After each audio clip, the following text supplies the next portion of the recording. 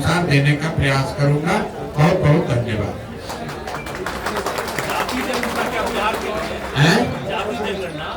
जो बिहार में दावेदारी कर रहे नीतीश कुमार और जो अन्य सरकार है, बोलिए बोलिए, माइक में लेके बोलिए, माइक में लेके बोलो। अभिशाप है बिहार के लिए, क्या अभिशाप है या फिर वरदान? नहीं, जाति की बात कर रहे हैं कि जाति जनगणना की बात कर रहे हैं? नहीं, बिल्कुल नहीं। अभिशाप क्यों है?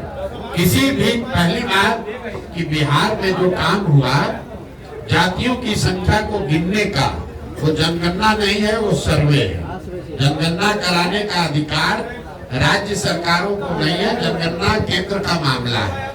लेकिन उसको आप सर्वे कहिए या जनगणना कहिए, जो सर्वे यहाँ आया उससे कोई दिक्कत नहीं है। सर्वे में तो वही बात निकल के आई जो सब लोग कह रहे हैं कि समाज का एक बड़ा वर्ग जिसके नाम पर पिछले 30-35 साल में राजनीति की गई, जिनके वोट से लोग सत्ता में बैठे, उनकी स्थिति, उनके बच्चों की स्थिति जो आज से 30 वर्ष पहले थी, कमोबेश वही है। जातीय जनगणना सर्वे का जो राजनीतिक फायदा उठाने की लोग कोशिश कर रहे थे, पिछले 1 साल से हम कह रहे हैं इसका कोई राजनीतिक फायदा नहीं हो सकता है। और उसका परिणाम ये है, आप देख लीजिए कि जातिगत जनगणना और सर्वे को देशव्यापी मुद्दा बनाकर भाजपा से लड़ने का दावा करने वाले नीतीश कुमार खुद ही अपना दल छोड़कर भाग गए भाजपा की शरण में। अगर जातिगत सर्वे का कोई चुनावी असर होता तो नीतीश कुमार छोड़कर भागते नहीं।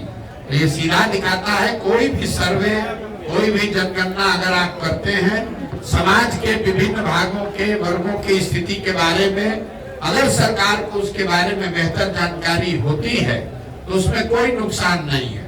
लेकिन सिर्फ जानकारी हो जाने मात्र से लोगों की स्थिति नहीं सुधरेगी। ये जनगणना का विषय नहीं है। पूरे देश को मालूम है कि बिहार देश का सबसे गरीब राज्य है। ये जानकारी तो सरकार के पास है, तो उससे क्या यहाँ गरीबी खत्म हो गई? पूरे देश को मालूम है कि बिहार सबसे अशिक्षित और बेरोजगार राज्य है, तो क्या यहाँ उससे शिक्षा की स्थिति सुधर गई? ये तो ऐसे हुआ कि आप पुस्तकालय में, लाइब्रेरी में जाइएगा, आपको सारे किताब रखे हुए, उससे आप ज्ञानी थोड़े ना हो जाइएगा, आपको सही किताब पढ़ना भी पड़ेगा।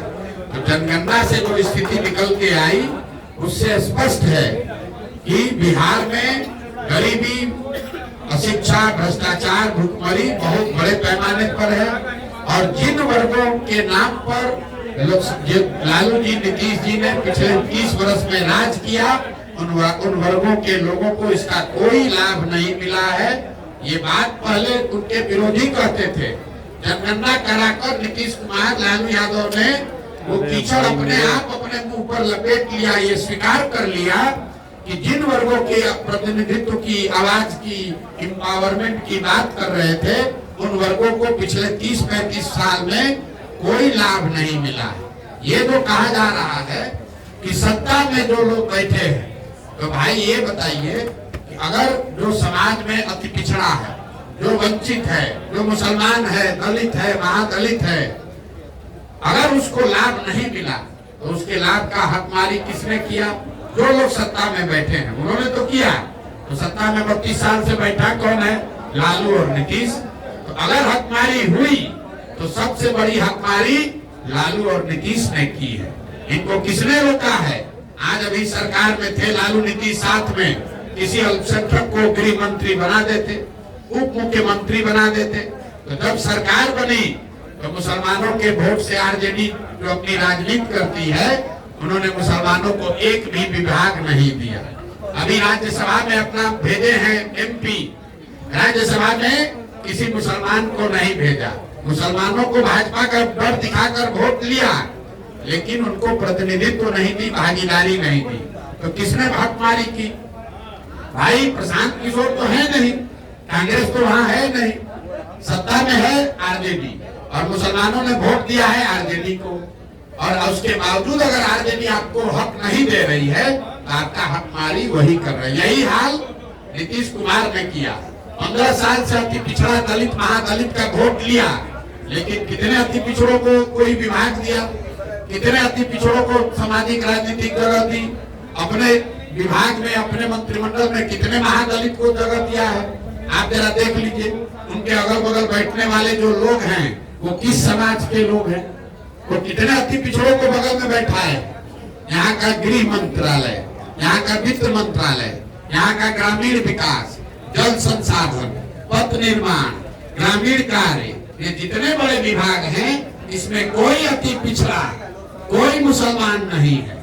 और इसी अति पिछड़ा और मुसलमान के नाम पर 30 वर्ष से ये लोग राज कर रहे हैं दोनों लोग। तो जब ये जो सर्वे हुआ, ये सर्वे करके जैसे विनाश काले विपरीत बुद्धि, ज्यादा चालाक बनिएगा तो यही होगा।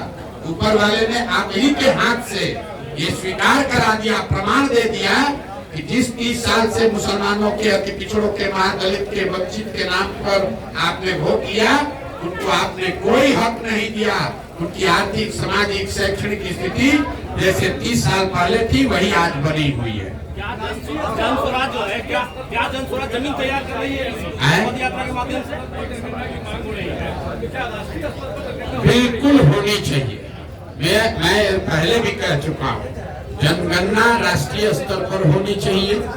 उसमें जनगणना के दौरान जो जानकारी निकल के आए उस पर ईमानदारी से उसकी स्थिति में सुधार के लिए प्रयास भी होना चाहिए। अब आप स्थिति देखिए, राहुल गांधी आज इस देश में कह रहे हैं कि जाति के आधार पर जनगणना होना चाहिए। उनसे कोई ये नहीं पूछ रहा है कि जब पिछला जनगणना हुआ तब कांग्रेस की यूपीए की सरकार थी, उसमें जाति के आधार पर जनगणना कराया गया।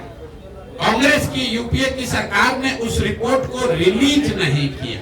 आपको किसने रोका था रिलीज करने के लिए? आज समाज को बांटने के लिए हल्ला मचा रहे हैं।